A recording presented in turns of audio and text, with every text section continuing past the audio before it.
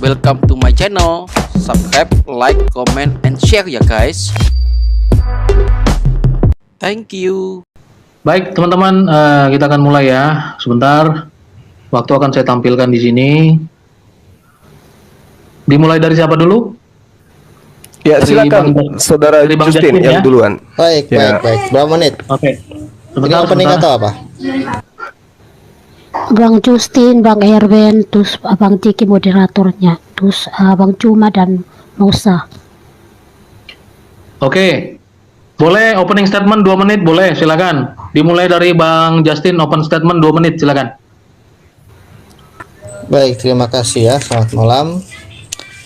Jadi terima kasih ke Bu Non dan Bang Jeki sudah meluangkan waktu ya untuk mengakomodir debat akademis teologis Islam Kristen antara Zuma dengan saya dan Pak Erben, dan ada muridnya Zuma, Moza ini ya. Katanya turunkan Musa ganti ini, mereka minta yang Muslim lain aja katanya. Wait. Ya wait. udah. Gimana Iya, teman-teman? iya. Sebentar. Jangan, orang tadi udah bilang I love you kok. Udah bilang I love you ke Zuma kok. Iya, mereka Baik. maunya yang ini. Jangan, dia Nggak apa-apa, pinter, kan? cerdas. Nggak apa-apa, bagus sih Moza. Keren dia.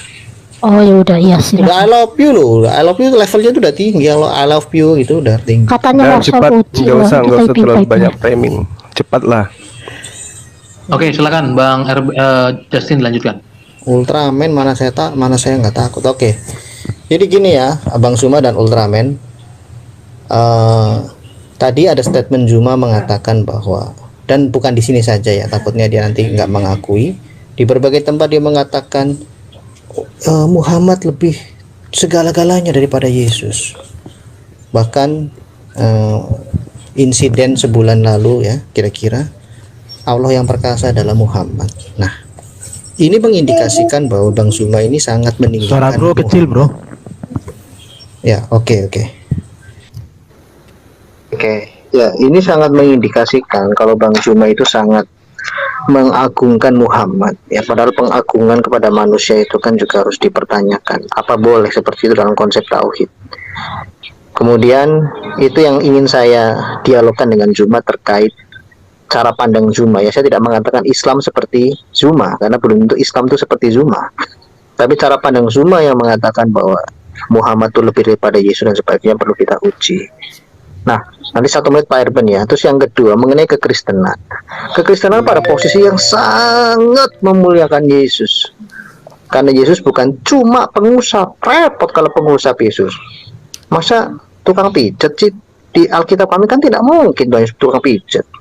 Pengusap itu kan tukang pijat.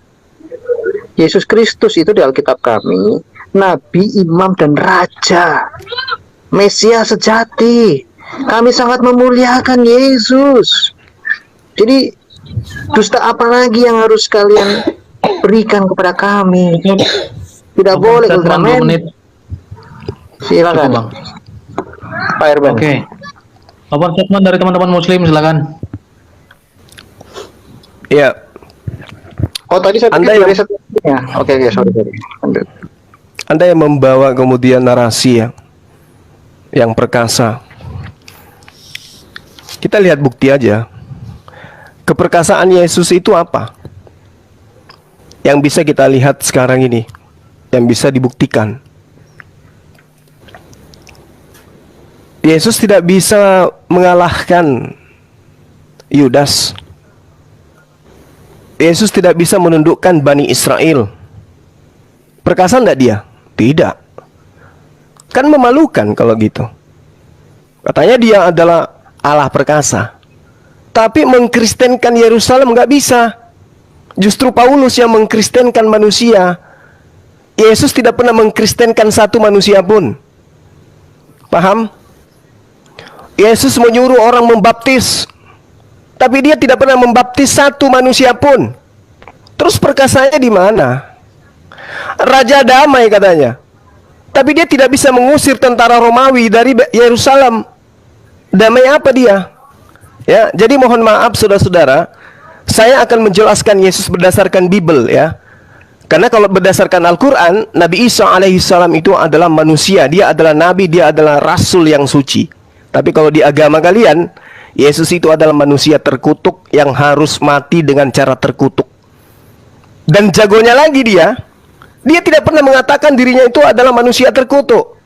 Tapi pendiri Kristen mengatakan bahwasanya dia mati dengan cara terkutuk di atas tiang salib. Kalau ada manusia matinya terkutuk, apakah itu boleh dikatakan suci? Apakah itu bisa dikatakan perkasa? Al-Quranul Karim mensucikan nama beliau, tapi di kitab Anda itu dijadikan sebagai tontonan lelucon. Ya, dengan matinya dia dengan cara terkutuk, maka orang Kristen melenggang. Aduhai, hidup di dunia dengan ketenangan karena ada yang Cukup. mewakili mereka. Cukup, Bang. Silakan. Oke. Oke, baik. Nanti sebenarnya temanya teman-teman saya tegakkan sekali lagi, mengenai apa tadi, Bang Justin? Yang maksudnya belum disenggol tadi sama Bang Zuma. Temanya adalah Muhammad lebih suci dari Yesus. Ya, Muhammad lebih suci dari Yesus. Tadi belum disenggol tentang atau belum disinggung tentang Muhammadnya sama Bang Zuma. Tapi tidak mengapa, di kedepannya nanti tolong teman-teman fokus kepada temanya. Baik, tadi opening statement sudah dari Bang Justin. Silakan dari Bro Zuma, 5 menit menjelaskan kesucian Muhammad lebih suci daripada Yesus. Saya persilakan, 5 menit dari berbicara. Iya, baik. Al-Quranul Karim mengatakan tentang beliau, ya. Misalnya, Qul in kuntum tuhibbunallah fattabi'uni yuhibbukumullah wa yaghfir lakum dzunubakum wallahu ghafurur rahim. Orang-orang yang kemudian cinta kepada pencipta langit dan bumi dikatakan ketika ikut kepada baginda Rasul Muhammad SAW, maka orang-orang itu akan disucikan. Orang-orang itu akan dihapuskan dosa-dosanya. Orang-orang itu kemudian diampuni segala apa yang pernah ia lakukan, kesalahan-kesalahan. Nah, lalu kemudian ketika berbicara mengenai baginda Rasulullah Muhammad SAW, saya tidak pernah mengatakan bahwa baginda Rasulullah Muhammad SAW itu lebih suci daripada Yesus. Ya, saya tidak pernah mengatakan itu. Meskipun memang di dalam data Al-Quran dan juga Bible jelas Yesus itu tidak bisa dikatakan suci karena dia terkutuk. Al-Quranul Karim tidak pernah menerangkan baginda Rasulullah Muhammad SAW itu adalah manusia terkutuk. Nggak ada. Tidak ada dikatakan Rasulullah Muhammad SAW itu datang untuk kemudian menjadi terkutuk, membebaskan umat Islam dari dosa-dosa mereka. Tidak ada. Tidak ada Rasulullah Muhammad SAW itu diajarkan kemudian bahwa dia harus mati, ya, harus mati kemudian untuk menutupi kesalahan-kesalahan umat Islam demi membebaskan umat Islam dari hukum-hukum Tuhan. Tidak ada. Sementara di kitab saudara, ketika Anda memilih tema ini, sebenarnya ini adalah kuburan buat Anda. Kenapa Yesus mati? Dengan cara apa Yesus mati? Cara mulia? Amat ngawur, Bang. Ya ini pembanding, ini tema kamu. Ya, ini tema kamu. Lanjut dulu sebentar. Ya. Jadi ketika Rasulullah Muhammad SAW itu datang, dia membersihkan semua penyembahan terhadap berhala. Setelahnya tidak ada lagi yang nyembah berhala. Sementara ketika Yesus datang, setelah dia pergi, justru tempat di mana dia tinggal itu orang-orang kemudian mengajarkan menyembah dirinya. Di Islam tidak ada mengajarkan menyembah Rasulullah Muhammad SAW. Tidak ada yang menuhankan dia, layaknya Yesus itu dituhankan. Sudah mau habis, Bang, pertanyaannya sekaligus, silakan. Pertanyaan saya kepada saudara, apa yang Anda ingin banggakan ketika Tuhan Anda itu mati dengan cara terkutuk di atas tiang salib? Silakan. Oke, selesai. Ya, sekali lagi tolong fokus kepada temanya ya, semua teman-teman. Lagi baik, sekarang waktu 5 menit untuk teman-teman dari Kristen. 5 menit dimulai ketika berbicara. Saya persilakan Bang Justin, Bang Erben. Atau saya dulu? Oke. Saya pakai waktu setengah ya. Jadi yang pertama ya, yang mau saya sampaikan, keperkasaan Yesus itu nyata di dalam ajarannya, di dalam mujizatnya, di dalam karyanya. Begitu banyak mujizat yang dilakukan oleh Yesus, bahkan Allah Subhanahu wa Ta'ala tidak pernah melakukan mujizat seperti itu di dalam Quran.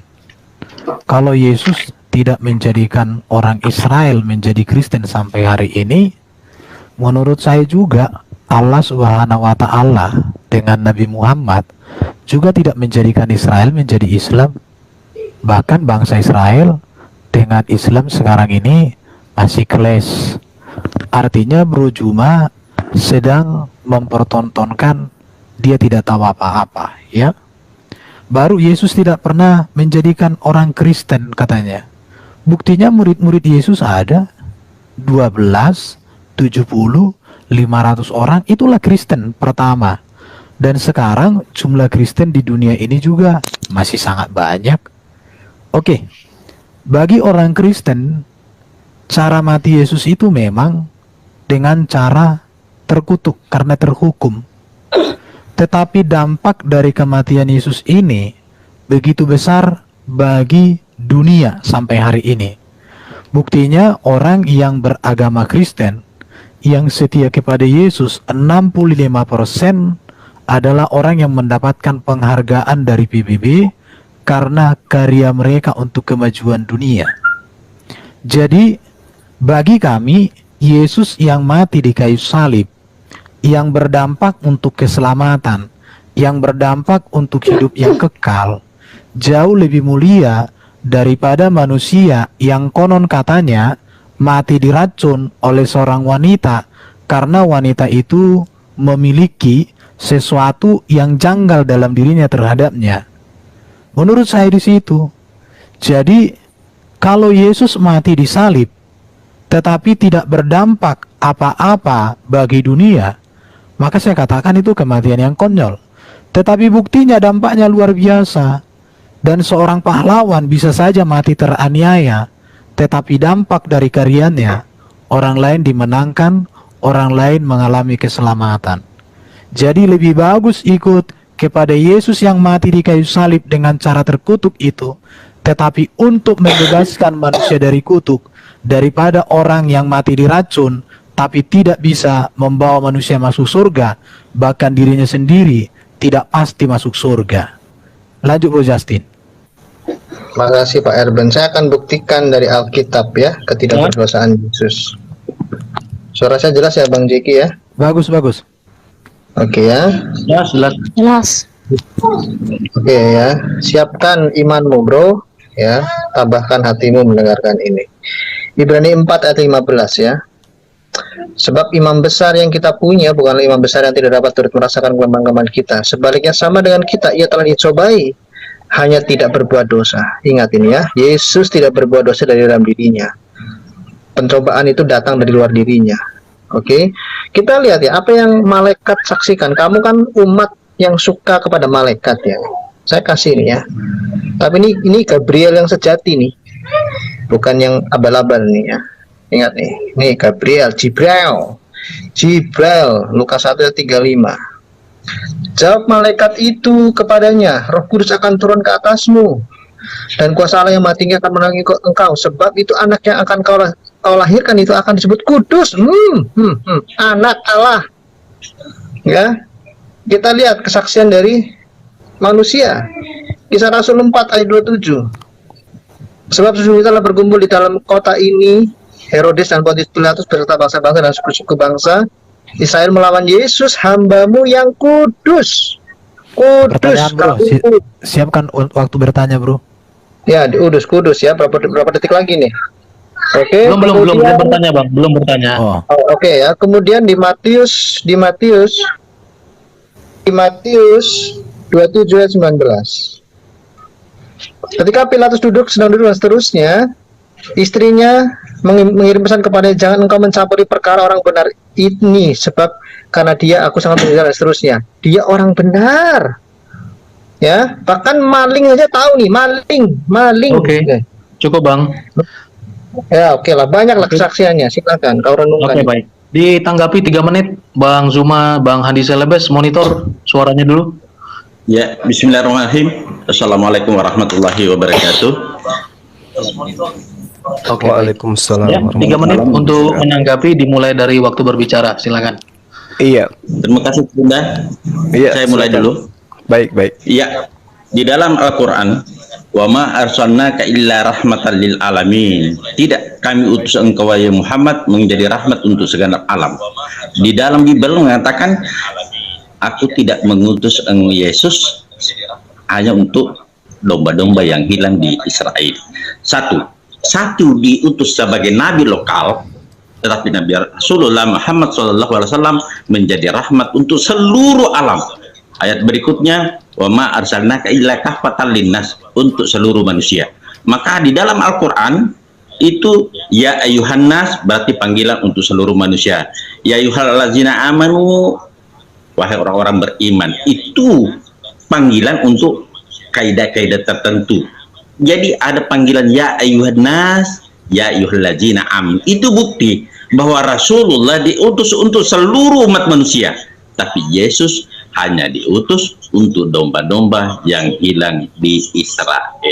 Itu bukti di dalam Bible dan bukti di dalam Al-Quran. Silakan lanjutkan, Gunda. Ya, belum nyambung dengan topiknya nih, bro. Moderator, maaf saya interupsi nih, Pak Handi ini. Ini bukan bicara utusan, nih bicara Muhammad lebih suci dari Yesus kan? Ini dulu, Bang Handi tahu di tema diskusi kita, Bang? Iya. Tahu mungkin. Berarti Nabi Muhammad dengan Yesus kan mau dibandingkan? Kalau yang nggak tahu turun dulu. Kesuciannya, Bang. Bukan. Sebentar, nggak apa-apa. Bang Handi Selebes, sorry, saya tegaskan sekali lagi, temanya adalah kesucian, mana lebih suci antara Muhammad dan Yesus dikatakan. Kalau saya lihat di KBBI, holy itu atau suci itu artinya kudus, saleh, keramat, sakti, alim. Ya, jadi teman-teman silakan pakai bahasa yang kita punya ya, supaya kita tidak lari dari tema. Jadi gitu ya, Bang Handi Selebes. Oke. Siapa lebih suci Oke, siap. antara Muhammad Siap. dan Yesus? Seperti itu. Oke, Bang Suci Zuma. itu. Silakan ketika Iya. Silakan, bicara Bang. mulai tinggal silakan lagi. Oke, baik. Nah, saudara itu mengambil data dia kudus, Yesus kudus. Tapi di data lain dalam kitab Anda sendiri menerangkan kalau Yesus itu berasal dari silsilah yang melakukan persinahan. Ya, Yehuda memperanakan Peres, Sera dari Tamar dan seterusnya. Itu keturunan yang seperti ini yang kemudian menghasilkan anak yang namanya Yesus. Anda katakan kudus. Tapi di dalam kitab Anda sendiri, perilaku daripada kakek buyutnya itu Anda bisa baca. Bergejibun data-data yang sangat-sangat memalukan dan memilukan yang dilakukan oleh eyangnya Tuhan Anda Yesus. Ini data Anda loh ya, karena Anda yang pilih tema itu. Oke. Tapi kalau di Al-Quran, saking hebatnya Rasulullah Muhammad SAW menjelaskan yang sebenarnya melalui Al-Quran. Dia itu laki-laki yang suci. Dari sejak dia lahir sampai dia mati, diangkat ke langit, dia itu laki-laki yang suci. Oke? Nah, seperti apapun kemudian keadaannya, ketika Anda mengatakan dia itu kudus, faktanya dia mati terkutuk. Rasulullah Muhammad SAW itu tidak pernah mati, dikatakan mati terkutuk, dia nggak pernah. Kalau dikatakan mati diracun itu juga fitnah. Justru yang mati diracun itu kalau kita melihat di dalam kitab saudara Yohanes 19 nomor 30, Yesus itu lebih pantas dikatakan mati diracun. Karena hanya meminum, mengecap sedikit anggur asam, lalu dikatakan dia pun mati di terjemahan lama. Hanya gara-gara minum asam anggur sedikit, mati dia. Cukup, Oke, Bang. silakan. Ya, Bang Erben atau Bang Justin menutup tanggapan 3 menit. Oke ya. Saya mau jelaskan, memang betul di dalam silsilah Yesus ada orang-orang yang berdosa, bahkan dosanya sangat-sangat memprihatinkan. Tetapi catatan yang harus diingat juga adalah bahwa Maria perawan. Artinya dia mengandung bukan karena benih biologis, tetapi silsilah itu supaya menjadi kegenapan janji Allah tentang Mesias yang memang harus datang dari garis keturunan Abraham melalui Ishak dan tepatnya Yehuda. Itu yang harus dipahami. Tadi dikatakan Yesus itu hanya untuk Bani Israel, kata Hindi Selebes. Tapi saya heran, di dalam kitabmu yang kau samakan dengan Isa, kau katakan dia terkemuka di dunia dan di akhirat. Saya jadi bertanya-tanya, jangan sampai dunianya Yesus bukan duniamu, akhiratnya Yesus itu bukan akhiratmu. Atau mungkin lagi halu, nggak tahu juga aku.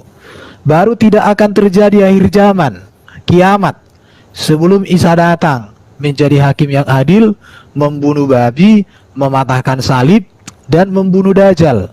Apakah babi hanya ada di Israel? Apakah Dajjal hanya ada di Israel? Saya tidak tahu.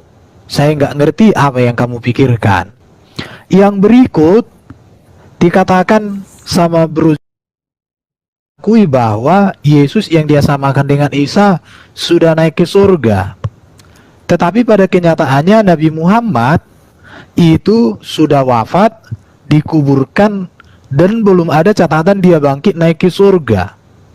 Jadi terima kasihlah saya kepada Bro Juma yang mengakui Isa sama dengan Yesus. Saya mengikuti pola pikirmu, dia sudah naik ke surga.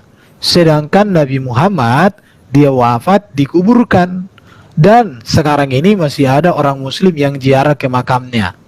Bahkan kalau aku nonton TV, masih didoakan supaya dia diberikan tempat yang utama di surga.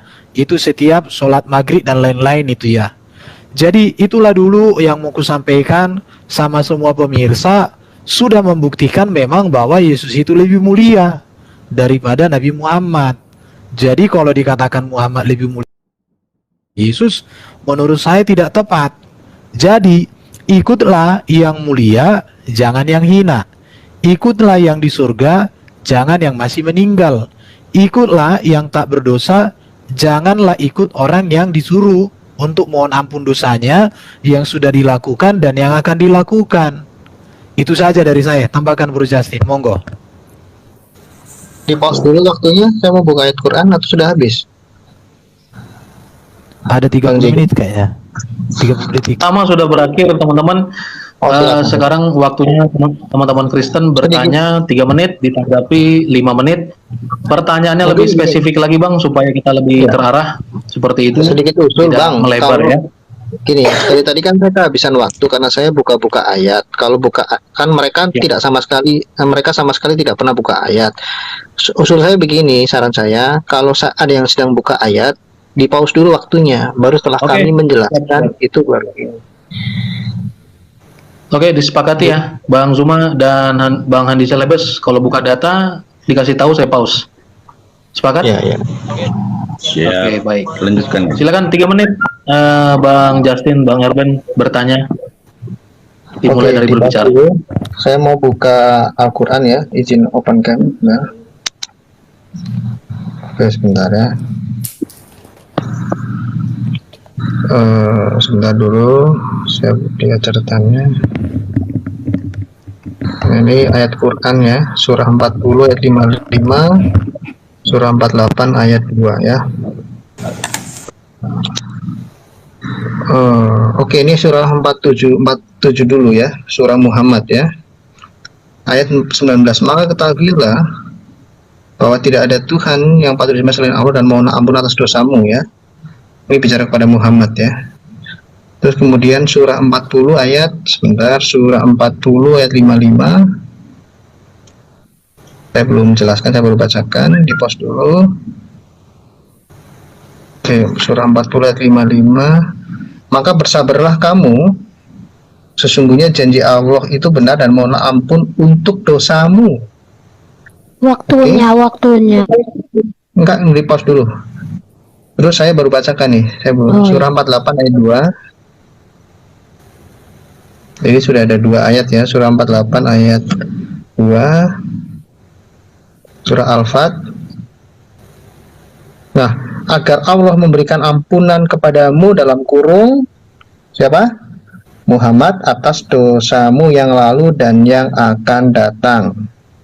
Oke, silakan waktu dijalankan. Pertanyaan saya, ya, tadi saya sudah menunjukkan data di dalam Alkitab bahwa Yesus tidak berdosa. Saya bisa berikan data yang lain, kesaksian banyak orang, termasuk Yesus juga menegaskan ketidakberdosaannya. Ya, kalau masalah kematiannya bisa kami jelaskan yang menyebabkan kenapa dia harus seperti itu mengalami kematian. Tapi masalahnya adalah dia suci atau tidak, kan itu. Nah, tetapi dari Quranmu sendiri saya menunjukkan fakta tekstual eksplisit bahwa Muhammad memiliki dosa. Oke? Ya, dan yang menarik adalah di surah 4 ayat 80, barang siapa menaati Rasul dalam kurung Muhammad maka sesungguhnya dia telah menaati Allah. Nah, menaati Muhammad sama dengan menaati Allah. Surah 48, surah Al-Afat ayat 13. Ya, barang siapa tidak beriman kepada Allah dan Rasulnya, nah, akan mendapat apa itu? Neraka. Ayat 17. Ya, surah 48 ayat 17 dikatakan di sini. Nah, ya, di bagian pertengahan, barang siapa taat kepada Allah dan Rasulnya, dia akan memasukkannya ke dalam surga dan seterusnya. Bagaimana mungkin orang yang berdosa ini kok menentukan keselamatan surga dan neraka? Ketaatan macam apa yang sedang kalian mau jelaskan? Ketauhidan macam apa yang sedang mau kalian jelaskan? Itu pertanyaan dari saya. Silakan disambung Pak Erben. Oke. Dikatakan di dalam hadis Sahih Bukhari dan Sahih Muslim, sesuai dengan Quran 3 ayat 36, dikatakan bahwa semua manusia yang dilahirkan wanita telah dijamah oleh setan, kecuali Isa, atau kau samakan dengan Yesus. Kalau hanya Yesus keturunan wanita yang tidak dijamah setan, berarti selain Yesus sudah dijamah oleh setan. Selain Yesus itu sudah dijamah setan. Terus manakah yang lebih layak diikuti? Yang tidak dijamah setan atau yang sudah dijamah? Yang tidak berdosa atau yang berdosa? Silakan dijelaskan. Terima kasih. Cukup ya. Moderator? Oke. Iya. Oke, silakan dijawab 5 menit Bang Zuma sama Bang Andi Jalebes. Dimulai ketika berbicara, silakan. Ya, sedikit Bung Iya, Zuma. silakan. Jadi barangkali dia ditahu bahwa sejak masih kecil Rasulullah Muhammad SAW sudah digerari Al-Amin. Tidak ada manusia digerari Al-Amin, artinya tidak pernah dusta. Dan itu berlaku nanti diangkat jadi Rasul, baru para kafir-kafir Quraisy itu baru mencabut itu. Artinya apa? Karena sudah tidak mengimani, utamanya Abu Lahab tidak mengimani, walaupun dia percaya pada suatu ketika bahwa kau akan dimakan oleh singa. Begitu dia ucapkan itu, dan apa yang terjadi? Betul itu terjadi, dia akan termakan oleh singa. Rasulullah tidak pernah berdusta, tidak pernah berbohong, maka digelari Al-Amin. Tidak ada manusia satu yang pernah mendapat gelar dari Allah Al-Amin, orang yang dapat dipercaya. Nah, orang yang dapat dipercaya artinya orang itu jujur. Nah, sifat seorang nabi dan rasul adalah tablik, amanah, fatona, sidik. Jadi tablik menyampaikan, amanah itu adalah apa yang disampaikan oleh Allah atau oleh Jibril, dia sampaikan apa adanya. Sidik, orang yang percaya. Jadi ciri-ciri Nabi itu, semua Nabi sebenarnya seperti itu. Semua Nabi itu memiliki 4 sifat itu. Maka sifat-sifat itu melekat pada semua Nabi. Tentang ajaran untuk bertaubat, ajaran untuk bertaubat pertanyaannya tadi, itu orang yang sombong, orang-orang yang tidak pernah mengaku dirinya pernah bersalah.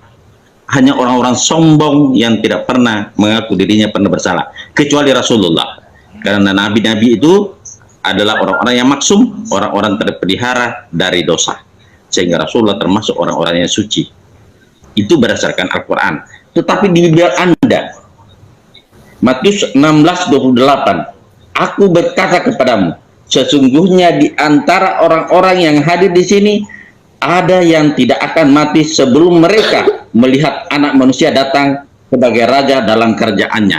Coba buktikan siapa yang hidup sesuai dengan Matius 16:28. Silakan Guru Nda disambut. Ya. Jadi yang pertama, data yang Anda bawa dari Al-Qur'anul Karim. Mohonlah ampunan untuk dosamu. Bukan berarti Rasulullah Muhammad SAW itu berdosa. Tetapi dia dikasih garansi. Ya, dia dikasih garansi bahwasanya dosanya akan diampuni. Bukan berarti dia itu sudah memiliki dosa lantas kemudian dikatakan bahwasanya dia itu memohon ampun. Itu yang pertama. Kemudian ketika Rasulullah Muhammad SAW itu dikatakan dia itu memiliki dosa atau memiliki kesalahan seperti yang Anda ambil dari Al-Qur'anul Karim, fa'alam annahu la ilaha illallahu wastaghfir li zambika, bahwa tidak ada Tuhan selain Allah dan mohonlah ampunan atas dosamu dan atas orang-orang mukmin, dosa orang-orang mukmin, laki-laki dan perempuan. Ini artinya bahwasanya Rasulullah Muhammad SAW itu diberi kuasa kepada dirinya untuk memohonkan ampunan terhadap orang-orang mukmin dan orang-orang yang beriman, laki dan perempuan. Artinya ketika dikasih jalan untuk kemudian mohon ampunlah terhadap dosamu, itu bukan berarti dia punya dosa, tetapi dikasih garansi oleh Allah bahwasanya ketika engkau memiliki dosa, maka memohon ampun, aku akan mengampuni dosamu. Kenapa dikatakan seperti itu? Supaya tidak ada orang yang menuhankan beliau. Artinya beliau Rasulullah SAW itu adalah manusia biasa, sama seperti makhluk yang lain. Jadi tidak bisa kemudian itu dia didudukkan sebagai Tuhan. Layaknya Yesus yang dianggap kudus, tapi fakta di dalam kitab saudara dia tidak kudus. Matinya pun terkutuk dia. Lahirnya saja sudah kayak begitu hinanya. Lahirnya di kandang. Begitu besar juga demikian adanya, mati di atas tiang salib. Itu penghinaan apa lagi? Masih ada penghinaan yang lebih nista daripada itu? Tidak ada lagi penghinaan yang lebih nista terhadap Yesus selain apa yang diimani oleh teman-teman Kristen. Nah, ini saudara harus pahami dengan baik. Saya kira begitu ya. Oke. Waktu saya masih ada. Oke, makasih. Habis Bang, habis. Oke, ditanggapi Oke, 3 menit Bang Erben, Justin Peter dimulai ketika berbicara. Silakan. Ayo Bro Justin duluan. Oke ya, jadi saya sebenarnya saya mau buka ayat Alkitab tapi terlalu banyak ya, sedangkan mereka tidak sedikit pun menunjukkan ayat Quran mereka untuk menunjukkan, membuktikan kesucian Muhammad. Yang ada justru memalukan. Maaf Bang Zuma ya, Anda menggunakan tafsir bebas. Apa hak Anda memunculkan tafsir seperti itu? Saya lanjutkan ya, saya bacakan ayatnya ya. Kesaksian, bahkan Allah Bapa sendiri bersaksi ya.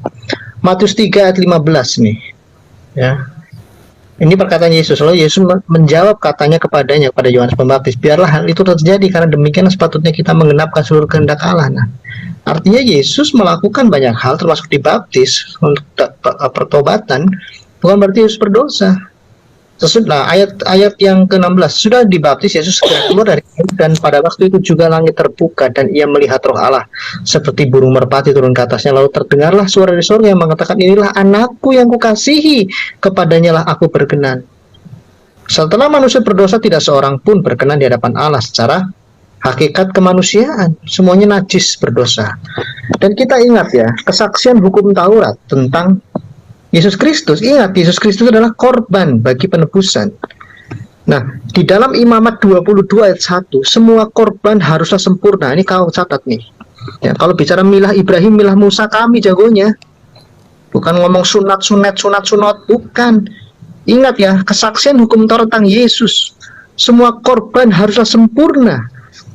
Dan korban haruslah tidak bercelah. Keluaran 12 ayat 5. Keluaran 29 ayat 1, Imamat 4 ayat 3.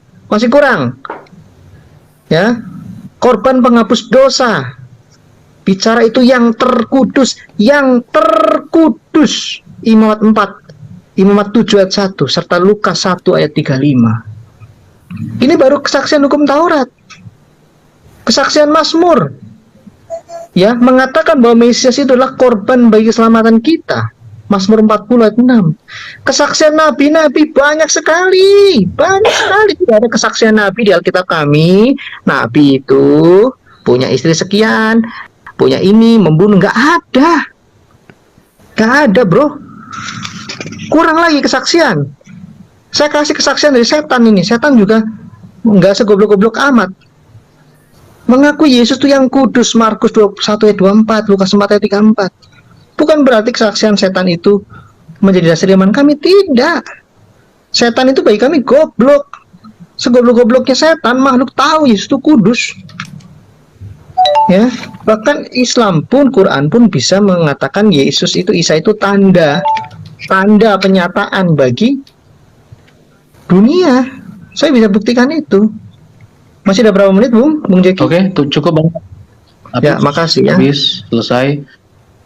Ditutup tanggapannya dari teman-teman Muslim, silakan. 3 menit dari berbicara. Iya. Jadi Rasulullah Muhammad SAW itu diterangkan di dalam Al-Quranul Karim bahwasanya beliau akan mensucikan jiwa manusia. Sebutkan surahnya biar saya catat, Bang. Maaf saya potong. Suratnya. Ali Imran ayat 164.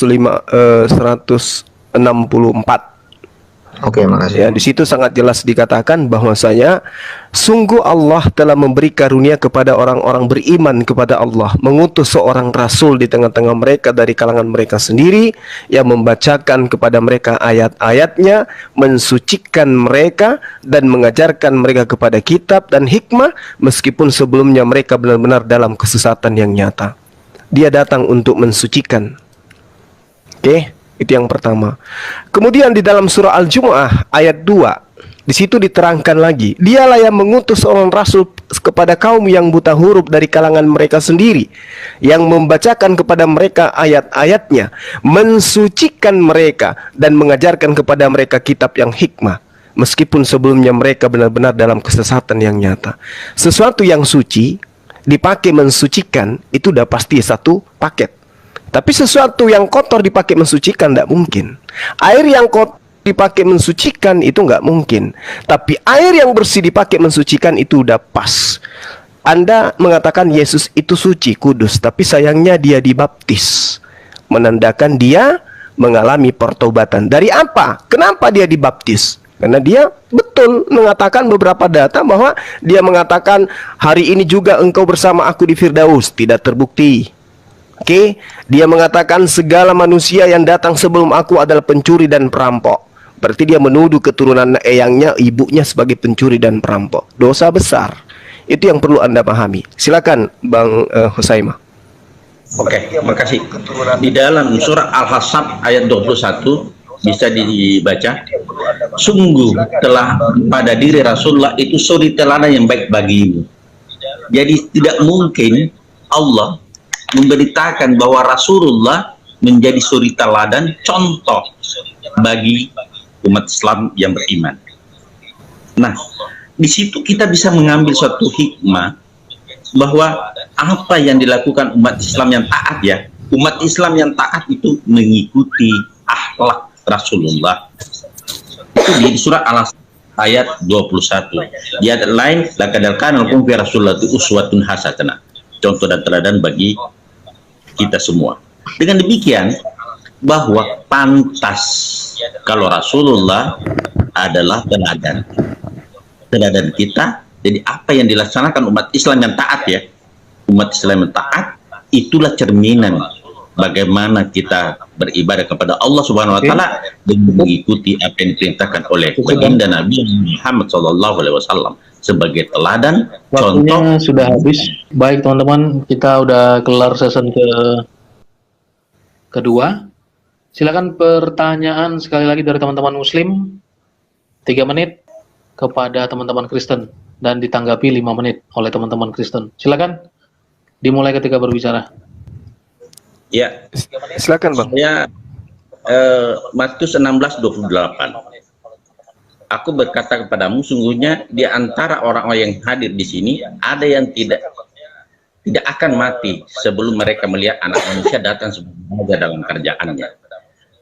Di mana siapa yang hadir melihat Yesus sebagai raja di kerajaannya selama masih ada di dunia? Pak, Apa ini? mohon maaf Pak. Pak Handi, waktunya saya restart. Mohon maaf, apa yang Bapak sampaikan itu tidak relevan dengan tema, Pak. Jadi berkaitan dengan kesucian Yesus, Pak. Berkaitan dengan kesucian Yesus dan kesucian Nabi Muhammad. Kalau siapa yang tidak hadir kan nanti beda, Pak, pembahasannya. Oke. Waktunya saya restart, tenang aja. Tunggu dulu. Oke, baik. Di dalam kitab saudara, ya, di dalam kitab saudara dikatakan begini. Pengakuan Yesus menurut teman-teman, ya. Yohanes 8 nomor 51. Aku berkata kepadamu, sesungguhnya barang siapa menuruti firman-Ku, ia tidak akan mengalami maut sampai selama-lamanya. Tapi yang saya lihat, mohon maaf ini ya, yang saya lihat orang Kristen itu selalu mengatakan percaya kepada Yesus hingga mereka jatuh kepada penyembahan terhadap Yesus. Pertanyaan saya, apakah di sini ada kebohongan? Kalian sudah percaya, tapi kenapa kalian bermatian? Kenapa kalian mengalami maut? Ini yang bohong penulis kitab Anda ini atau yang Anda anggap suci tuh? Aku berkata, aku di sini Yesus. Sesungguhnya barang siapa menuruti firman-Ku, ia tidak akan mengalami maut, artinya mati, tidak akan mengalami mati sampai selama-lamanya. Tetangga saya baru-baru mati kok, dan dia percaya kepada Yesus. Ini yang bohong siapa nih? Penulis kitab kalian atau Yesus? Silakan.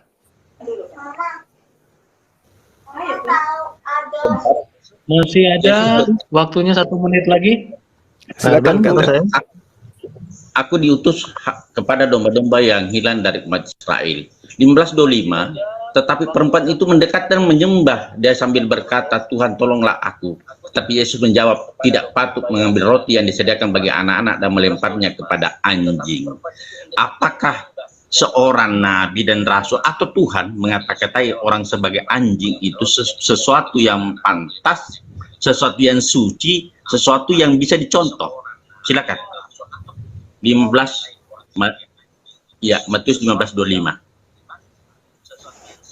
15:26. 10 detik, Silakan. Cukup ya? Masih ada 5 detik lagi. Oke, baik. Kalau sudah, silakan teman-teman Kristen 5 menit. Tadi pertanyaan pertama, Yesus mengatakan, itu saya catat ya.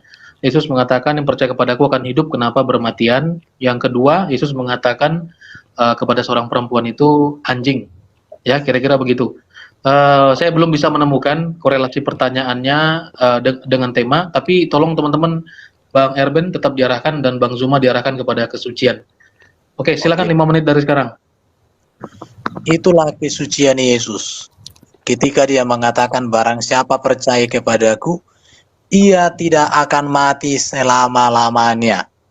Memang orang Kristen mati, tetapi dia mati masuk Firdaus.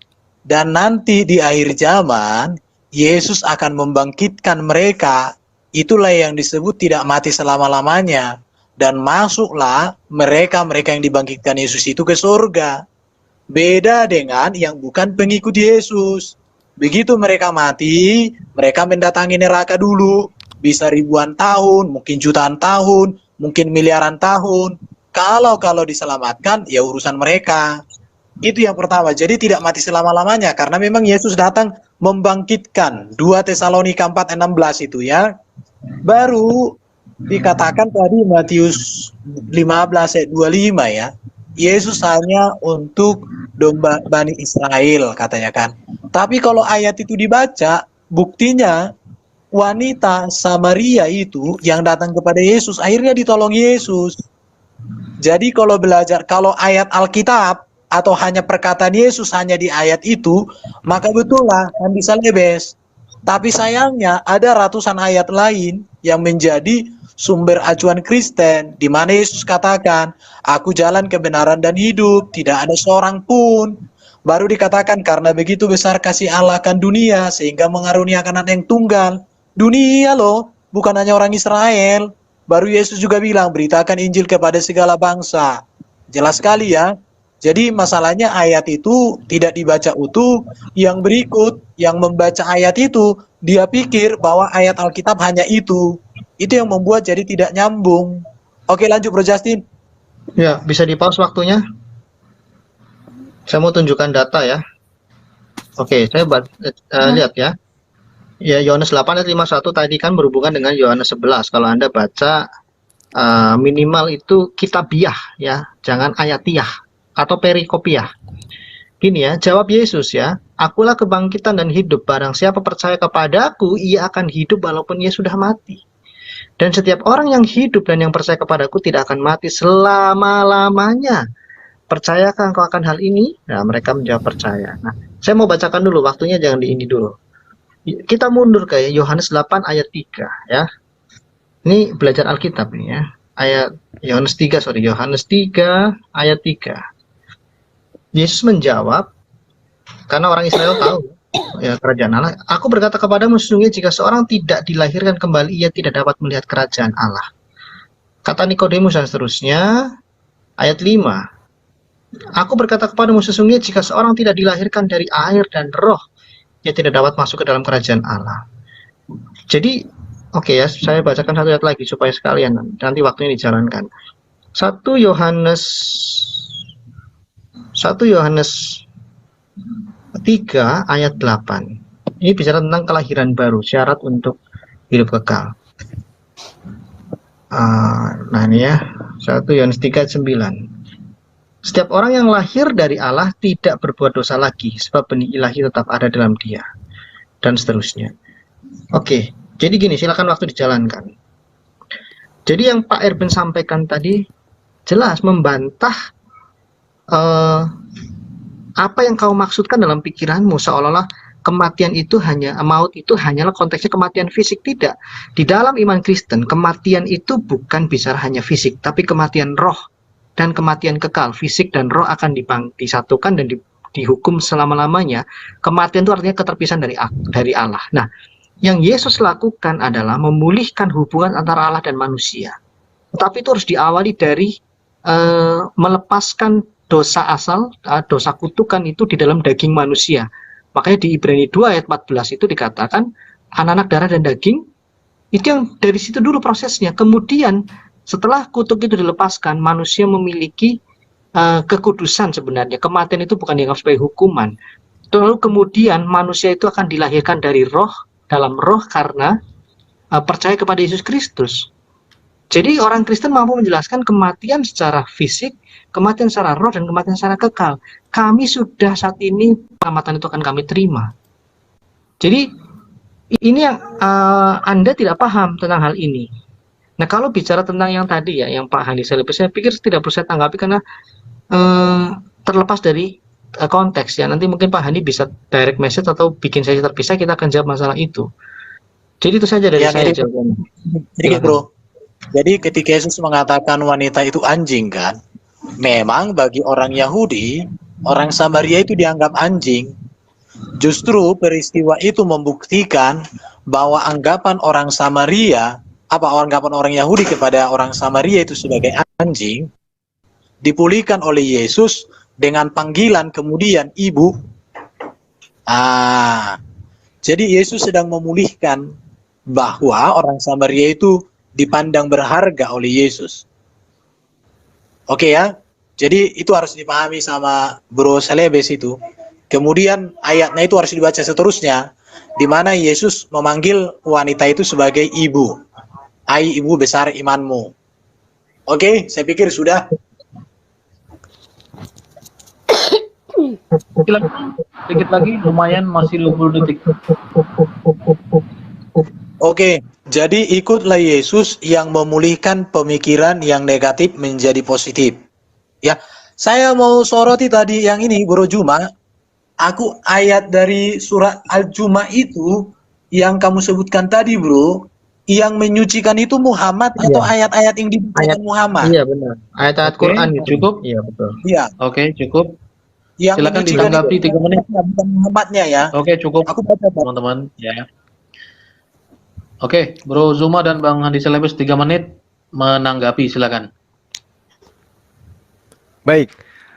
Jadi gini, ketika saudara mencoba menutupi apa yang ada di dalam Yohanes 5 nomor 8, Yohanes 8 nomor 51, itu tidak akan bisa kemudian Anda lolos dari sana. Artinya gini, roh seseorang itu tidak akan pernah mengalami maut. Roh itu selamanya hidup. Yang dimaksud di sini adalah kematian jasad, Bung. Makanya di original teksnya itu sangat jelas dikatakan Thanaton. Thanaton itu kematian yang merujuk kepada daging, kepada manusia, kepada makhluk, anak keturunan Adam. Aumeteorese artinya selama-lamanya kamu tidak akan pernah melihat kematian. Kematian apa Anda katakan? Kematian jasad. Kristen mati jasadnya. Kematian roh. Lah semua orang tidak akan pernah mati rohnya. Jangan Anda pikir orang masuk ke liang lahat itu rohnya juga mati. Tidak. Tetap aja hidup.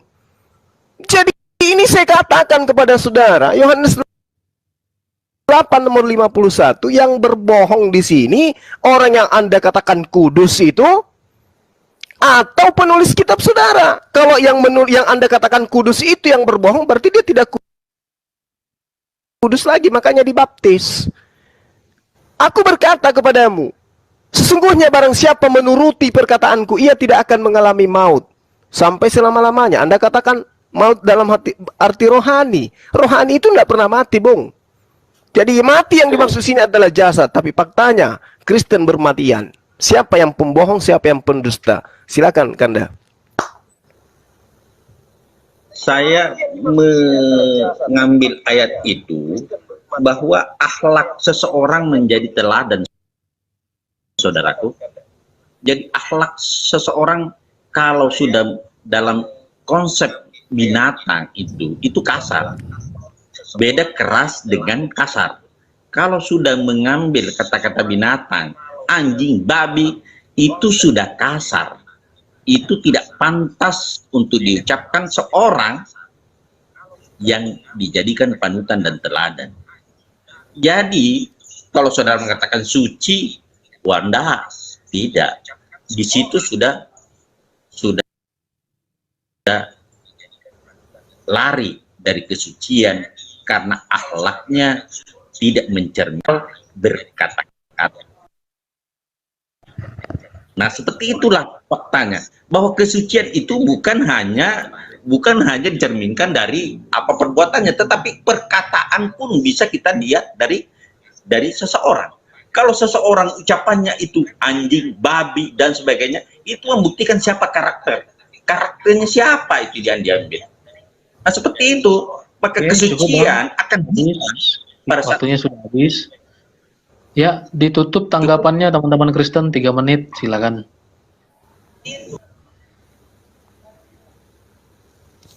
Tiga menit tutup tanggapan, silakan. Ini sudah babak yang ketiga. Silakan. Saya mau 3 open menit. cam, boleh? Ya, boleh. Ya, ini pelajaran memahami teks ya, bahasa Yunani ini ya. Saya mulai ya. Thanatos itu di sini dilihat ya. Ya penggunaannya ya, death kematian, physical or spiritual. Ya. Lihatnya physical or spiritual death. Ya, figuratively, secara figuratif, separation from the life. Lihat, salvation of God forever by dying without first experiencing death to self to receive his gift of salvation. Jadi Anda itu salah memahaminya, atau Anda memang sengaja memelintir. Di tempat kami yang suka memelintir itu iblis laknatullah. Itu terkait kisah kepada Adam dan Hawa ketika iblis itu memelintir ayat-ayat Alkitab, ayat firman Tuhan, bukan ayat firman Tuhan, perkataan firman Tuhan terhadap Hawa.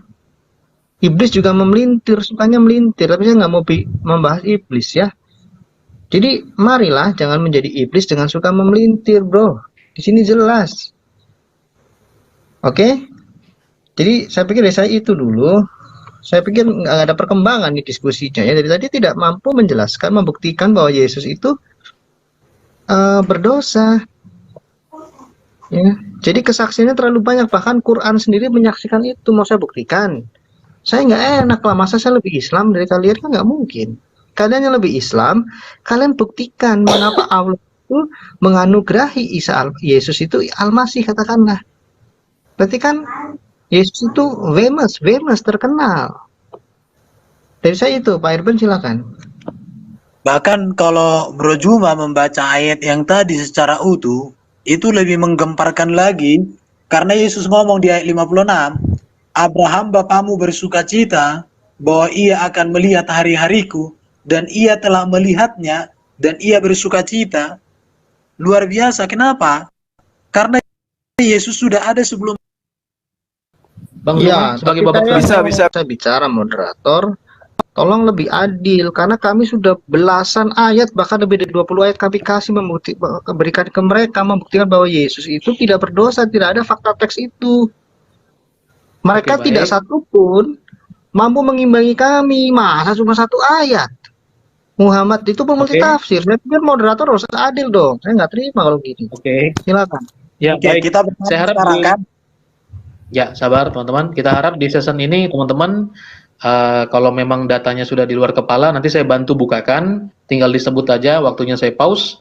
Ya, seperti itu. Saya harap babak terakhir ini lebih tajam lagi argumentasinya dan pertanyaannya betul-betul dipertajam sekali lagi. Ya, teman-teman ya. Oke, saya mulai dari. Oke, saya mau bertanya sama Bro Juma dari surat Al-Jumu'ah ayat. Oke, sebentar Bang. Ya. Berarti ini pertanyaan teman-teman ini ya, teman-teman Kristen yang bertanya ya. Ya.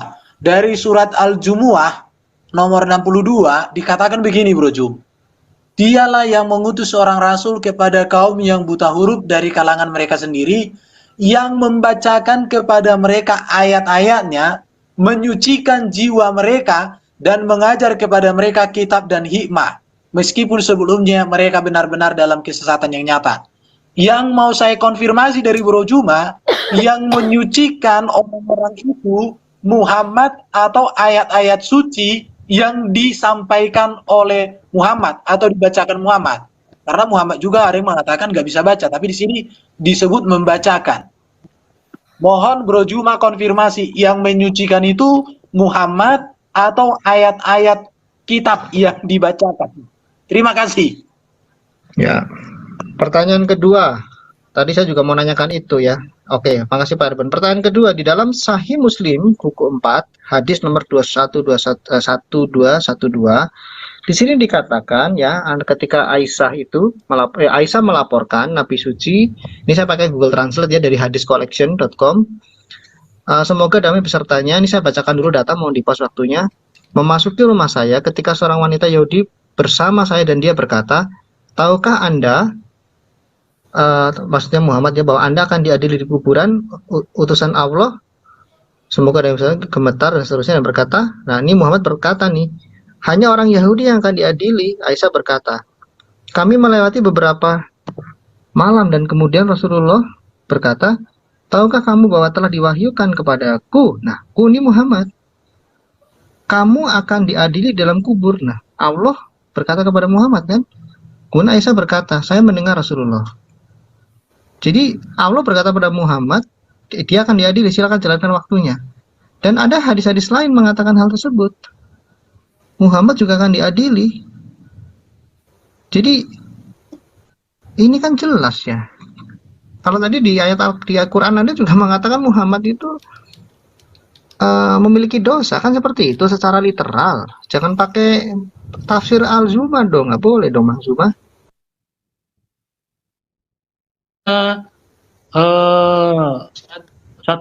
Setengah menit. Kan Pak Irwan udah bertanya pertanyaannya? Ya, pertanyaannya sebenarnya gini ya. Aku ada baca hadis, Bro. Ada beberapa hadis ini tentang Nabi Muhammad dengan Aisyah katanya masih main boneka, bro. Menurut Bro Juma itu gimana itu? Apakah itu bisa dijadikan acuan seorang yang suci atau bagaimana? Saya hanya bertanya karena ada Sahih Bukhari volume 7 buku 62 nomor 64, Sahih Bukhari volume 7 62 nomor 65, nomor 88 dan seterusnya. Sahih Bukhari ada. Ada juga ini beberapa Sahih Muslim juga ada.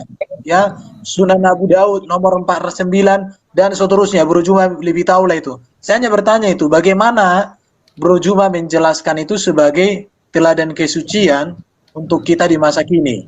Karena bro kan seorang pengikut Nabi itu ya, bro lah aku tanya. Aku hanya bertanya aja. Terima kasih Bro Juma. Thank you. Ya, saya tambahkan dan juga ada beberapa ya, seperti Udah habis, berperang, membunuh, Udah clear, dan seterusnya. udah clear. Silakan. Waktunya udah habis. Bang Justin, waktunya udah habis. Silakan 5 menit dijawab teman-teman muslim, silakan. Iya, yang pertama pertanyaan saudara. Bismillahirrahmanirrahim. Bang Hadi. Iya. Suara saya kedengaran nggak nih? Cek. Dengar, Bang, aman. Oke. jawabannya yang belum kedengaran, silakan. Ya, jadi Al-Jumu'ah itu jelas mengatakan bahwasanya Rasulullah Muhammad SAW itu mengajarkan kepada umat manusia bagaimana manusia itu kemudian bisa suci, gitu loh. Makanya ketika saudara bertanya, apakah ayat-ayat ini yang mensucikan dia? Yang mensucikan di sini adalah Allah Subhanahu wa taala. Karena hanya Allah yang kemudian yang menentukan seseorang itu suci atau tidaknya seseorang. Tapi melalui siapa? Melalui perantaraan baginda Rasulullah Muhammad SAW. Makanya diterangkan di dalam surah Ali Imran ayat 31, "Qul in kuntum tuhibbunallah fattabi'uni." Maka ikutilah aku. Apa akibatnya mengikuti Rasulullah? Allah akan mengampuni dosa-dosa manusia. Ketika manusia itu diampuni dosa-dosanya, maka dia disucikan. Rasulullah Muhammad SAW melalui dia manusia disucikan. Dengan cara apa? Dengan mengikuti sunnah dan mengikuti ajaran-ajaran beliau. Ini yang kemudian diajarkan oleh Rasulullah Muhammad SAW melalui Al-Quranul Karim dan juga hadisnya. Jadi tidak mati di tiang salib dia. Mati terkutuk, enggak. Dia hanya mengajarkan seperti ini yang haram, ini yang halal, ini yang makruh. Suci manusia itu ketika dia mengikuti anjuran beliau. Fattabi'uni. Jadi tidak ada yang mati di atas tiang salib lalu kemudian terkutuk. Nah, lalu kemudian ketika Anda bertanya tentang hadis-hadis seperti itu, saya katakan kepada saudara, bagaimana mungkin kemudian baginda Rasulullah Muhammad SAW itu dijadikan Allah sebagai alat untuk mensucikan manusia, kalau dirinya sendiri itu tidak suci. Jadi hadis yang Anda bawa terkait apa yang dikatakan oleh orientalis Barat, bahwa dia itu adalah seorang yang cinta terhadap anak-anak, itu tidak ada data akuratnya. Hadis yang kau bawa itu hadis lemah, hadis bahkan maudhu. Ya. Bahkan maudhu. Adapun hadis yang sahih yang menerangkan itu dikatakan bahwasanya Rasulullah Muhammad SAW menikah. Tapi nanti setelah usia yang lanjut, usia dari usia asal dia menikah, barulah kemudian dia serumah dengan Siti Aisyah. Dan coba lihat, ada enggak orang yang hidup sesaman beliau yang menghujat pernikahan beliau dengan Siti Aisyah? Kecuali kalian aja yang ribut tentang itu. Tapi orang sejazirah Arab mencontohi beliau. Tidak ada kemudian yang mengatakan beliau itu mencemarkan diri dengan perbuatan yang tidak baik sesuai dengan tuduhan yang Anda bawa. Sesuai dengan apa yang Anda uraikan bahwa hadisnya seperti ini dan seperti itu.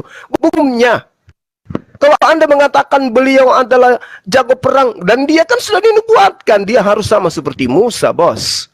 Bukan justru dia yang dibunuh. Dia yang harus menegakkan hukum Tuhan di atas muka bumi ini. Bukan justru dia yang dibunuh, lalu hukum-hukumnya digantikan dengan hukum yang dibuat-buat. Itu yang perlu Anda pahami. Jadi, dari saya katakan kepada saudara, bahwa Rasul Muhammad SAW tidak mungkin digunakan oleh Allah untuk mensucikan manusia kalau dia sendiri tidak suci. Silakan, Kanda Fusaimah. Jadi bukti kesucian Rasulullah kita bisa lihat dari apa yang dia bawa. Al-Quranul Karim sebagai satu tuntunan umat Islam sekarang ini. Jadi apa yang dikatakan Rasulullah dalam suatu hadis Aisyah radhiyallahu mengatakan bahwa Rasulullah SAW adalah Al-Quran yang berjalan. Jadi kalau mau tahu siapa baginda Nabiullah Muhammad SAW, lihat Al-Quran. Dan Rasulullah juga mengatakan, aku tinggalkan dua perkara, Al-Quran dan hadis. Apabila Anda tunduk kepada keduanya, Anda tidak akan tersesat. Jadi Al-Quranul Karim sebagai bukti apa yang dibawa, sebagai bahan, sebagai tuntunan bagi kami. Nah, bagaimana kira-kira orang yang membawa itu ketimbang kita sekarang umatnya? Tentu jauh lebih suci daripada kita. Seperti itu. Jadi lihat apa yang dia bawa. Coba pelajari. Ada enggak kekurangan yang Anda temukan di dalamnya? Tidak ada. Tuntunan, akhlak, bagaimana berhubungan dengan Allah, bagaimana berhubungan sama manusia, bagaimana berhubungan dengan alam, bagaimana berhubungan dengan binatang, menyembelih binatang pun harus dengan cara yang sopan. Itu semua ada tuntunannya. Sehingga dalam Islam, hidup itu ada SOP-nya. Jadi orang yang berjalan dengan standar operasional prosedur, tentu yang mengikuti SOP itu, insya Allah, itulah kesucian, itulah kebenaran, itulah hakikat. Oke. Nah kalau tidak ada suci, yang mana mau dijadikan dasar bahwa itu suci? SOP-nya mana? Seperti Bang Andi, itu. waktunya udah habis, nanti 3 menit. Nanti 3 menit dipakai menanggapi balik. Oke, ditanggapi pertama, Bang Herbert. Lewat waktunya 10 detik, nanti saya bayarkan, nggak apa-apa. Silakan. Dari surat Al-Jumu'ah 62 itu, apa yang disampaikan Bro Juma bertolak belakang dengan tafsir ringkas Kemenak, tafsir Ibnu Katsir, tafsir Al-Jalalain, bahkan tafsir Quraisy Shihab. Jadi saya jadi bertanya-tanya ya, jangan-jangan Bro Juma ini nggak membaca, asal ngomong aja. Karena di dalam 4-5 tafsir yang saya baca ini mengatakan yang menyuci itu bukan Nabi Muhammad, tapi ayat-ayat yang dibacakan itu, karena Nabi Muhammad itu hanya pengantara, bukan yang menyucikan. Ibaratnya jual nasi goreng, yang membuat kenyang itu nasi gorengnya, bukan yang mengantar nasi goreng itu yang bikin kenyang. Jadi bagaimana yang menyucikan itu ayat yang disampaikan, bukan alat yang menyampaikan. Itu tafsirnya ini nih. Ini aku baca loh Bro Jum. Jadi waktu tadi Bro ngomong itu, ini Bro Juma ini ngomong dari mana ini? Aku pening juga lihat yang ngomong. Tapi kalau berbicara tentang Aisyah tadi itu, ya, ini ada ini Bro, ini catatan-catatannya.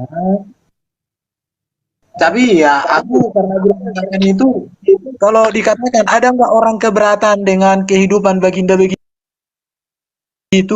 ya sekarang aja kalau saya ngomong ibaratnya fatal Bro, orang bisa mungkin memikirkan itu. Oke lanjut Bro Justin, cukup aku. Ya, saya mau pakai coba studi perbandingan ayat ya. Ini mohon di pause waktunya. Jadi di surah Yusuf surah 12 ayat 29 ya. Ini dikatakan di sini wastagfiri ya li sambiki tuh. Itu mohon ampunlah atas dosamu. Ya silakan dijalankan waktunya. Ternyata kata yang sama juga digunakan di surah 48 ayat 2 tadi. Nah, ini ya. Ini. Ini nggak dijawab masalahnya, malah jadi maaf agak ngeles ya. Nih, surah 48 ayat 2 tuh. Ya. Di situ dikatakan memberikan ampunan kepada ampunan atas dosamu gitu loh. Jadi ini memang berdosa begitu ayat ini tuh, agar Allah memberikan ampunan kepadamu Muhammad atas dosamu yang lalu yang akan datang. Nah tadi menyambung yang Pak Erben sampaikan gitu ya. Ya benar, teologi nasi goreng lah, atau dokter lah, obat. Ketika dokter itu mengirimkan obat melalui kurir, yang kamu minum kan obatnya, masa kamu minum kurirnya? Kurirnya terbirit-birit larilah, dasar gelo, yang obatnya ini yang di plastik, kenapa kau makan saya? Kau misalnya pesan nasi goreng ke Erben, diantar oleh kurir Justin, yang kau makan nasi gorengnya dong. Yang mensucikan ya ayat-ayat Qur'anmu, kan begitu. Hadis yang saya baca tadi itu hadis sahih itu. Sahih Bukhari, Sahih Muslim itu hadis. Bahkan sebagian besar Muslim mengatakan itu hadis sahih loh bro Jum. Jangan bilang doib lah. Cukup teman-teman. Iya. Teman-teman, waktunya habis. Silakan ditutup ke apa namanya tanggapannya 3 menit dari teman-teman Muslim, silakan. Jadi saudaraku yang saya hormati, bahwa dalam Islam itu yang mensucikan Allah. Lewat cara apa? Itu salah satu membaca Al-Quran. Jadi tetap kita kembalikan kepada Allah. Al-Quran tidak punya kemampuan untuk mensucikan, tetapi janji Allah, siapa yang membaca Al-Quran, dia akan mendapatkan pahala, dia akan disucikan. Jadi yang mensucikan tetap Allah. Tidak boleh kita menggantungkan diri kepada makhluk. Jadi Al-Quran sebagai tuntunan sekaligus mendapat pahala bagi yang membacanya. Bagi ini keimanan umat Islam, karena itu adalah kalam, maka yang mensucikan adalah Allah. Benar apa kata Gurunda? Tetapi ada suatu proses, yaitu membaca. Yang membaca Al-Quran tidak harus ada kaidah, harus berwudu, harus dengan cara yang benar, kan gitu. Ada Allah beribadah, contoh sholat, ya, yang memberi pahala kepada kita, sholat kita adalah Allah. Kita cuma melaksanakan, kita sembahkan semuanya kepada semua pencipta. Itulah namanya tauhid. Semua kita kembalikan kepada sama pencipta. Kita ini hanya menjalankan.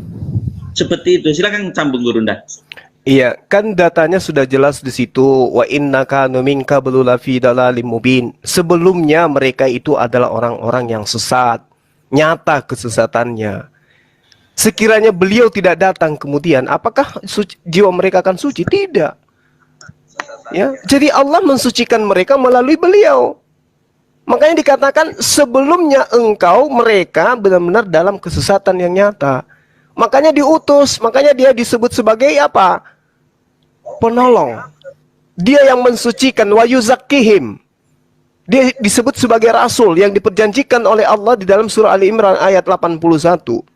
Itu yang kami imani. Jadi Rasulullah Muhammad SAW itu sebagai alat yang digunakan oleh Allah untuk mensucikan orang-orang yang tadinya itu sesat. Dengan cara apa? Mengutus beliau sebagai rasul, sebagai khataman nabiyyin. Udah tamat di situ. Tapi kebalikan daripada iman saudara. Dia menjadi tumbal. Kalau di sini tidak, dia mensucikan, dia membersihkan. Kalau di tempat Anda, justru dia yang dibersihkan. Dia dibersihkan dia. Itu yang perlu dipahami ya, bahwasanya Rasul Muhammad SAW itu diterangkan wa yuzakkihim. Itulah yang kami pahami, bahwa orang-orang sebelumnya itu adalah orang-orang kotor. Wa yuzakkihim, dia mensucikan jiwa manusia kemudian. Dengan apa? Dengan Al-Qur'anul Karim. Demikian. Waktunya habis, teman-teman. Oke, sudah 4 babak, teman-teman ya. Kita akan closing statement. Satu orang akan closing 3 menit. Ya, teman-teman. Satu orang akan closing dengan 3 menit. Dimulai dengan teman-teman Muslim. Silakan Diluan. 1 orang 3 menit. Siapa Diluan? Silakan.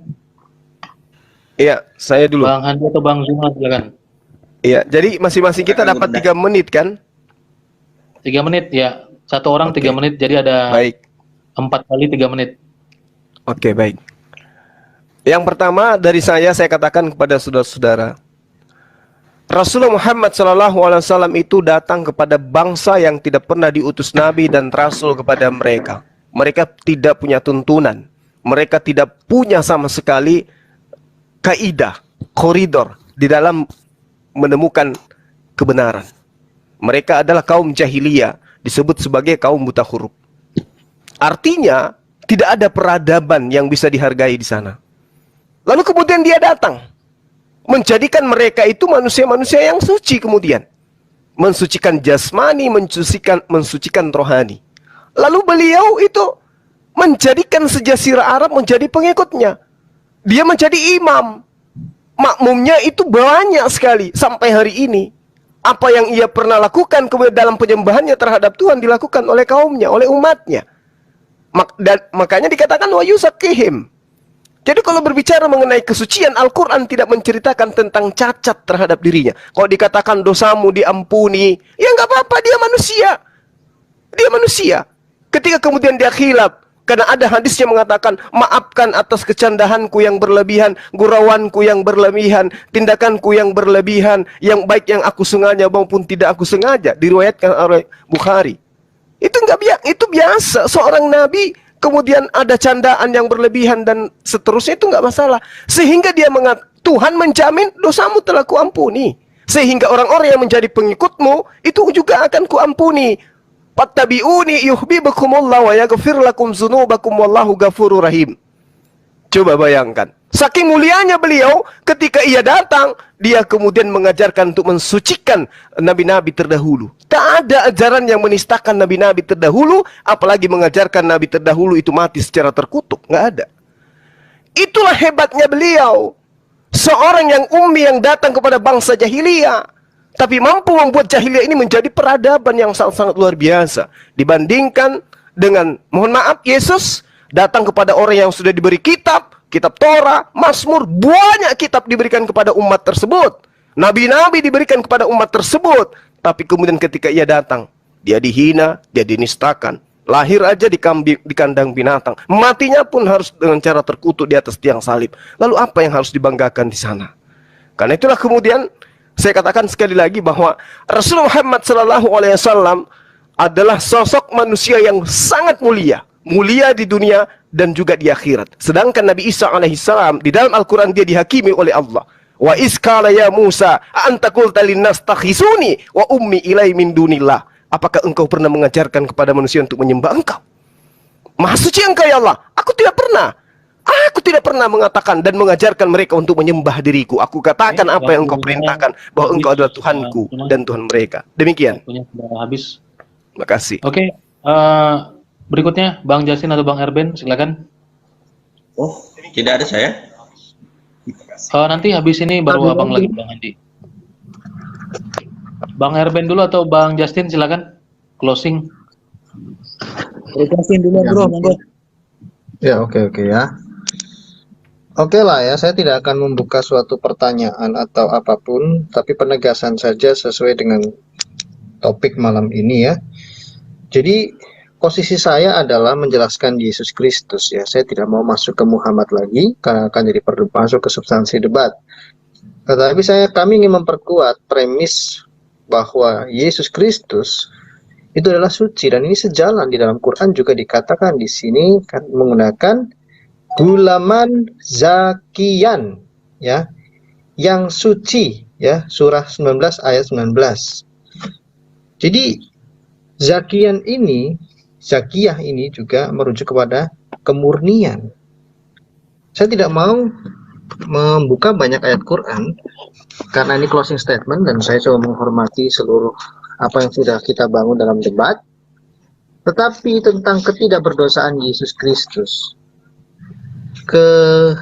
tidak adanya kejahatan moral, perilaku moralitas yang bertentangan dengan hukum Yahudi saat itu terkonfirmasi di Alkitab. Saya mau kasih berapa puluh ayat lagi ke kalian semua, kan ini namanya jadinya debat belajar Alkitab, bukan debat lintas agama. Jadi kami tentu saja ya, kami dengan percaya diri merasa kami sudah menjelaskan ketidakberdosaan Yesus itu. Karena dia bukan hanya Yesus saja, tapi dia adalah Kristus atau Al-Masih yang dijanjikan. Dia adalah kalimatuhu, dia adalah ruh minhu, rohullah. Satu-satunya nabi yang memiliki gelar itu di dalam Quran kalian. Di dalam iman Kristen, Yesus sangat dimuliakan. Dia bukan hanya nabi, imam, raja, tetapi dia adalah sang firman Allah. Dia adalah sang logos itu. Ya, saya akan buka ayat ya. Di Lukas 2 ayat 32. Saya tidak perlu membahas lagi tentang kesuciannya, tapi dikatakan di sini Lukas 2 ayat 32, yaitu terang yang menjadi penyataan bagi bangsa-bangsa lain dan menjadi kemuliaan ya bagi umat manusia. Dia adalah menjadi penyataan, tanda, wahyu. Wahyu dari Allah tentu adalah suci, seperti yang tadi kamu sampaikan. Ayat-ayat suci Quran menyucikan, iya. Wahyu Allah, Yesus Sang Logos itu juga menjadi terang, menelanjangi manusia dari dosanya, menyucikan. Kami memahami itu 600 tahun sebelum Islam ada, kami sudah paham siapa Yesus. Ya, saya harap kalian tidak salah paham juga. Mengapa Yesus dihinakan seperti itu? Bukan karena dia, tapi karena kesalahan kalian, saya, dan juga nenek moyang kita. Jadi itu saja dari saya. Kami bisa membuktikan Yesus tidak berdosa dan yang kudus dari Allah. Makasih. Oke, silakan Bang Handi Celebes. Silakan 3 menit dari berbicara. Bahwa Rasulullah datang ke muka bumi ini mengajarkan kesucian. Yang pertama, kesucian dalam akidah. Inilah nenek moyangnya dosa pada saat kondisi salah dalam memilih sembahan. Itulah ajaran yang kami jadikan patokan, kul huwallahu ahad, Allahus samad, lam yalid walam yulad walam yakul lahu kufuwan ahad. Itu kemurnian dalam akidah. Itu satu. Yang kedua, laqad kana lakum fi Rasulillah uswatun hasanah. Jadi setelah akidah, bagaimana akhlak? Akhlak kepada Allah, akhlak kepada Rasulnya, akhlak kepada sesama manusia, bahkan akhlak kepada binatang dan kepada lingkungan. Semua dijelaskan di dalam Al-Quran. Dan yang ketiga, ada tuntunan hukum yang harus kami imani sampai tidur lagi. Ada tuntunan, ada step by step hukum-hukum yang mengajarkan kami tentang bagaimana melaksanakan sesuatu.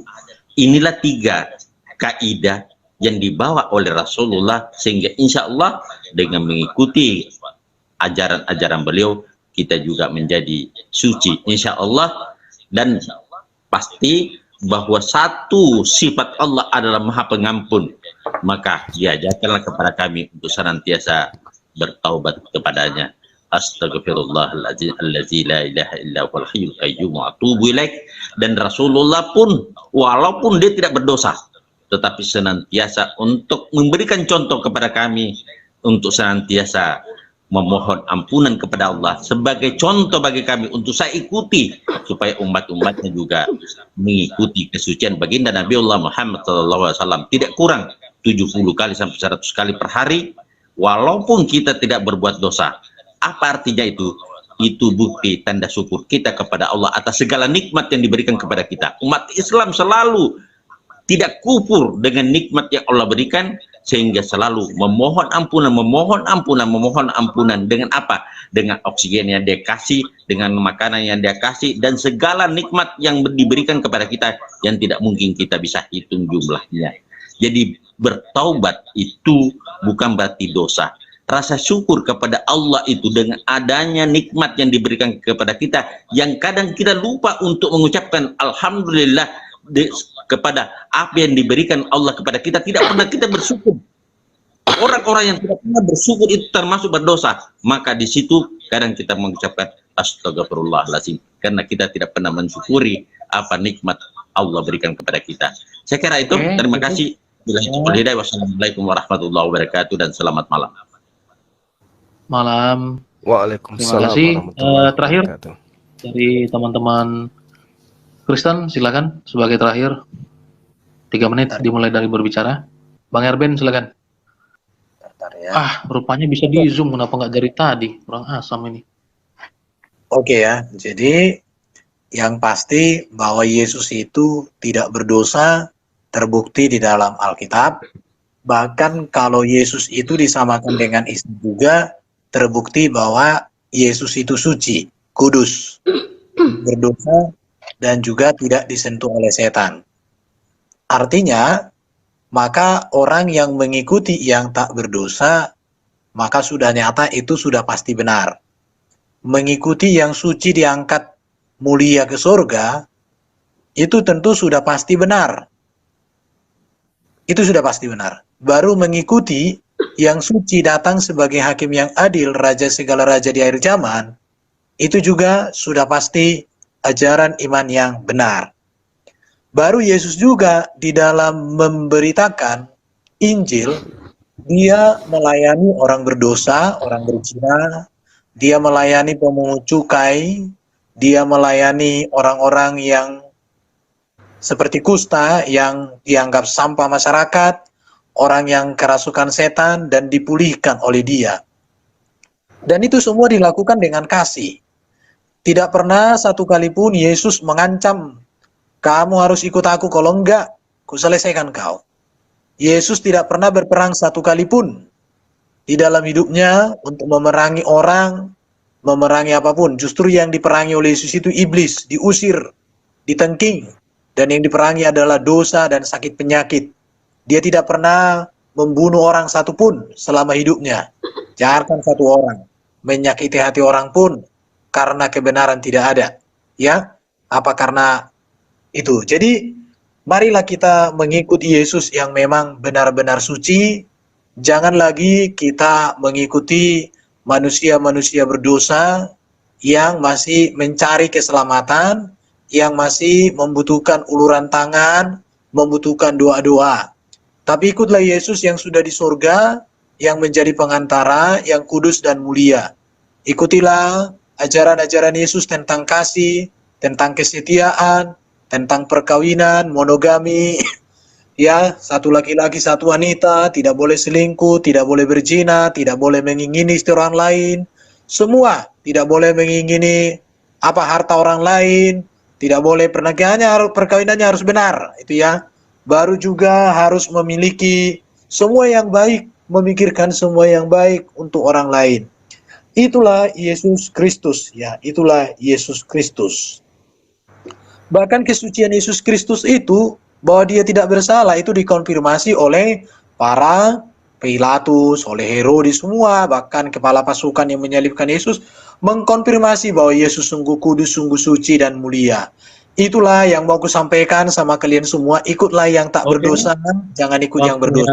Sudah habis, terima Bang Erben. kasih. Oke, thank you teman-teman. Waktunya habis. Silakan bersalaman.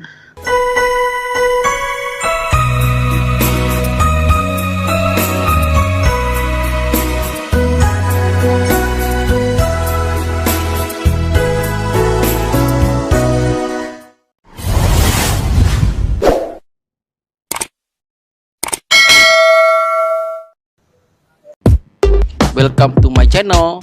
Subscribe, like, comment, and share ya guys. Thank you.